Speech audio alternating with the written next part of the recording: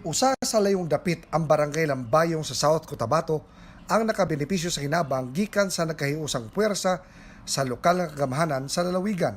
Pasalamat gid ako kag dakong kalipay nga naabot ko sa akong barangay ang serbisyo nga libre no nga gihatag sa atong munisipyo ug sa atong provincial kay dayag na lang tungod sa kapagdon sa pangabo sa atong katawan.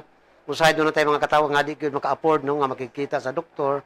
So karon chance na gyud kay doon na katay libre mga check-up, doon na mga doktor, doon na dental, na po yung mga hinabang sa mga kabataan, libre tuloy. So, dako yung kalipay na ako nung niabot ko sa barangay na ako ang tawag libre serbisyo sa atong munisipyo o sa atong probinsya. Gisiguro sa lokal nga pamnuan sa lugar nga mapaabot ang mga batakang panginahanglanon ilabi na sa mga kabus taliwa sa pandemya. Ilabi na ni atong bisag pamiliti ang maglisod ug lugsong aron lang makapangayog ayuda sa gobyerno. Siyempre, ang pamasahe, no, magdisod po sila. Kaya tungod po laging income, no, wala dyan o income. So, nag-decide po din nga i-barangayan.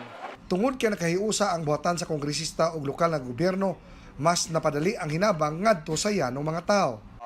This is very necessary no kay ang isa sa nakita naton ngano nga medyo may problema kita usahay is because ang mga tao hindi nila na-feel nga the government is there for them. So this is but a way of showing to them na may ara gid sang gobyerno nga nagalihok para sa ilang kaugmaon. Kini nga inisyatibo gihimo sa lokal nga gobyerno aron mas mapaduol pa ang serbisyo ngadto sa mga tao. Simpleng panginahanglanon gitunol ngadto sa mga lungsuranon. Dakong tabang kini ilabi na niini nga pitos nga panahon. Alang sa gahi ni Vice Special Report, Art Bonhoc Jr., Barangay Lambayong, Tampakan, South Cotabato.